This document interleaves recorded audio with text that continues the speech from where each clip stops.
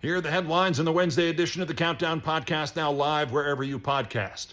Trump faces a month in jail for contempt of court for violating the gag orders here in New York, or at minimum, he faces the explicit threat of going to jail for a month in case he again violates the gag order here in New York.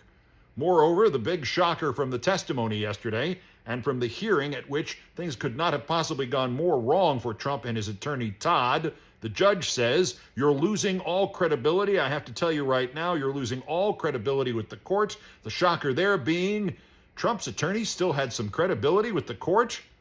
Plus, remember yesterday's lead and the slight blowback to the idea that Trump really expected that his supporters would occupy or somehow seize all the courthouses in the country in protest of his, quote, innocence, unquote, that they would come to New York and somehow get him out of jail? He really believed that. He has now said that he really believed that, and even though it did not happen, he has said that it really did happen, claiming that there were thousands of Trump supporters kept away by the police from the New York courthouse. Nobody showed up in support of Trump yesterday.